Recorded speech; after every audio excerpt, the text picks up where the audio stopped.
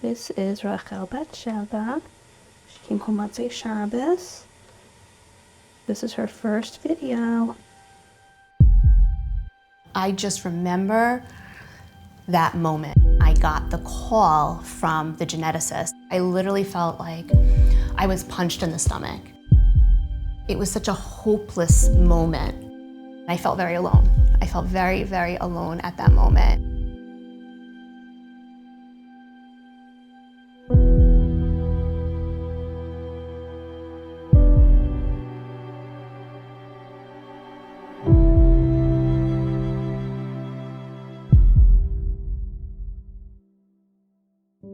I think we always sensed something, was amiss. It was extraordinarily difficult to get her to eat. She was in what we would actually call the negative 25th percentile. That's how tiny she was. And she was not growing well. She was not developing in her milestones properly. It wasn't officially until we got genetic testing for Racheli that we were sort of faced with the reality of what Racheli's life would be like.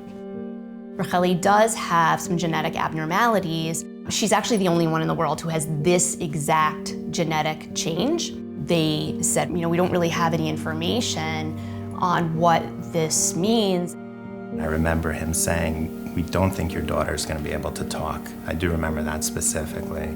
And learning is going to be a significant issue. And they were telling us, we don't really know, but she's probably gonna be this, and she's probably gonna be that, and she's probably gonna be this, and don't do this, and you shouldn't try this treatment because that's not gonna be good. They're just handing you a set of problems. They're not giving you solutions. There was so little information at that point. Yeah, there was really no information. Yeah. I mean, we didn't have any information. Right. It can be a very, very lonely place. At the same time, while Racheli was born, it was at the same time where my mother was starting to lose more and more of her memory. Say hi, Grandma. Hi, Grandma. Hello. I had a very, very close relationship with my mother. She was my best friend. And I felt like at that moment I was losing my mother, that connection, and I didn't know if I would have that same type of mother-daughter connection with my own daughter, which I so wanted to have and had dreamed about having, and it was happening simultaneously as I was losing my mother. And it was it added to the pain of the situation for me. It really did.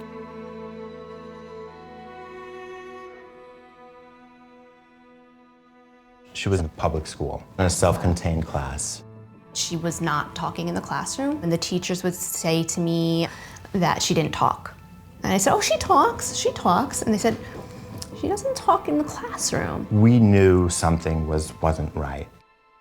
I remember coming into the classroom, and Racheli was just sitting in the back of the classroom, and all the other kids were like running around and acting very hyper and difficult, and you could see that the teacher was extraordinarily overwhelmed. There were a lot of kids there, and I said to her, is this how it always is with Racheli? And she said, oh, she's so good, she's so easy, she's so quiet, she doesn't bother anyone. Racheli was really alone in the room and just very compliant, but not getting attention because all of the other children required so much. So one day when I was picking her up after hours, and she was sitting alone in gym, right, when all the other kids are running around, and she's sitting in the corner and just doing her own thing, not talking to any of the other children, and not being involved in any of the activities of what's going on in the room.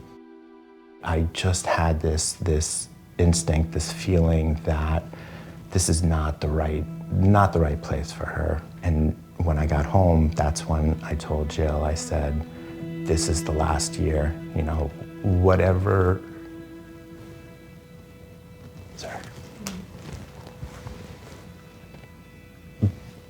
it takes, we'll do. And so that's where we started really reaching out to the community and started, finding the right connection for the right situation for Racheli. And I'm grateful we found it in Sinai.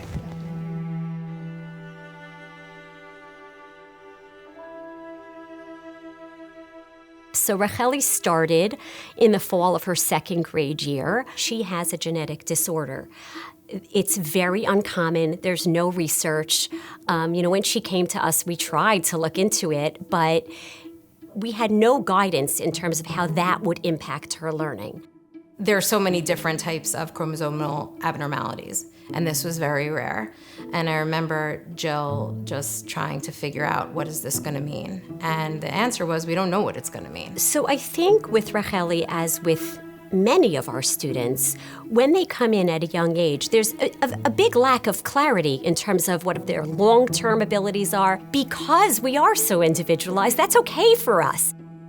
Just as we do for all of our students, when Racheli first came to us, we created a highly individualized program to address the specific needs with which she presented. And she did come to us with multiple learning challenges, but perhaps her biggest challenge was selective mutism. She did not speak, no verbal output at all. Selective mutism is an anxiety disorder. A child with selective mutism is unable to speak in certain environments like the classroom. It is, a manifestation of their anxiety in social situations.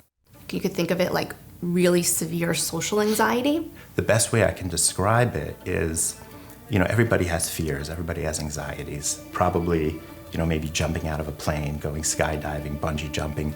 That may be an anxiety that people relate to. Imagine walking out of the house and every person you see, you have that same sense of fear. You gotta guard yourself. That's what Racheli was suffering from. Yes, she was quiet and she was timid, and it was definitely a challenge because, you go around the room in morning meeting and everybody contributes, but Racheli didn't contribute. She was just too anxious to speak. I think what's true of all children is that learning is inherently risk-taking. So a lot of the work at the beginning was nurturing. It was just about building a comfortable environment, making Racheli feel safe and secure.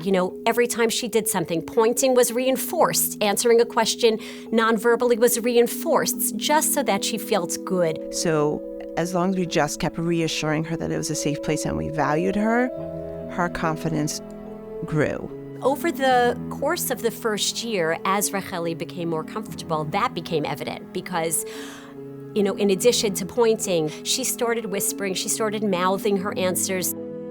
If I asked her to a question, she would whisper very, very softly to me. She would make slow progress, inch by inch. We definitely saw that evolution over her first year with us. She smiled more. Her sense of humor started coming out. She would laugh. And if anybody knows... I was thinking that laughter.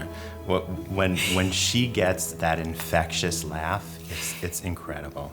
It is so true. Everyone knows that Racheli has this laugh that when something makes her laugh and she keeps going with it, and they would hear her outside the classroom sometimes laughing. And that's amazing that she could get to that point to even have the comfort. Like, that just naturally is a bursting of joy that's coming out.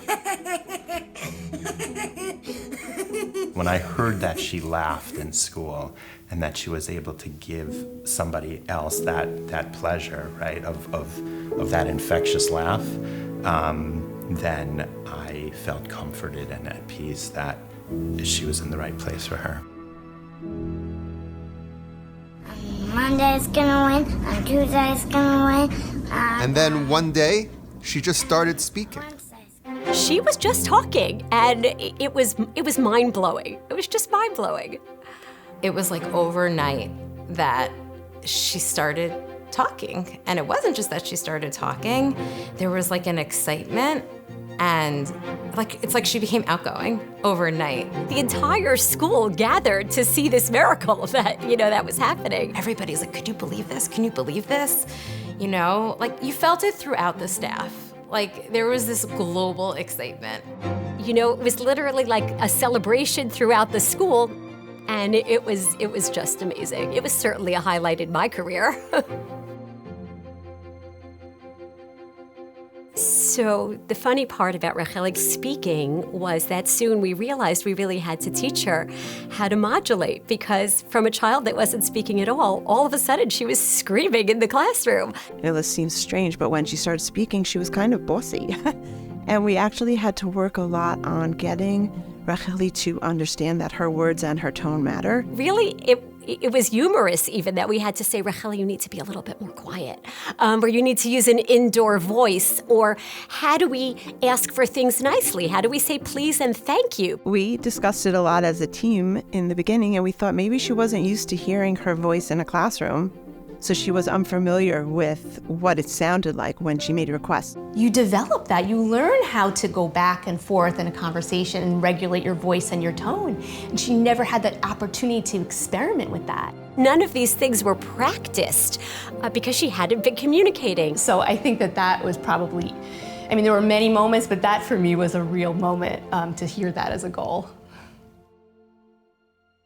It always amazes me how we took this child, Racheli, who couldn't talk, and through the tools, the love, the kindness, the empathy, the ability for her to connect with her teachers on a personal level, allowed her to go from this child who couldn't talk to who she is. The Racheli that we see today is amazing. Today, Racheli is a sweet, confident, friendly, outgoing girl who's really just a joy and a pleasure to schmooze with. From a child who wouldn't speak in a one-to-one learning environment, she can now get up in front of her class, present her thoughts, present a project, willing to be a part of the larger peer group, interacting, asking questions, having full conversations. When I see this growth, I'm just so proud of who she's become.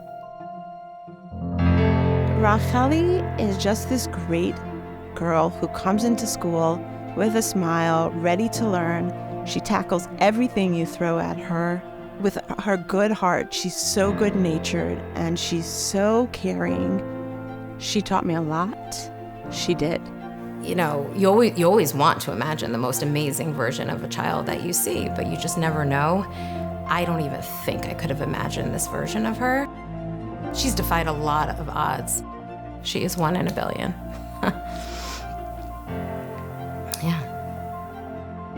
It takes this tremendous amount of powerful love to overcome that anxiety.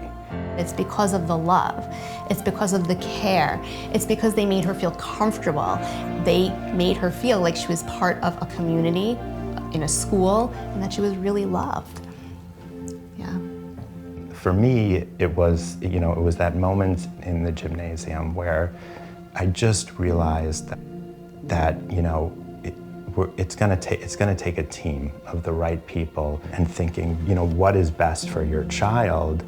That is what propelled me to finally say, enough is enough. We need to get her into a better environment for her soul, and I'm glad we did, because she's got a beautiful soul, and she's thriving. Yeah.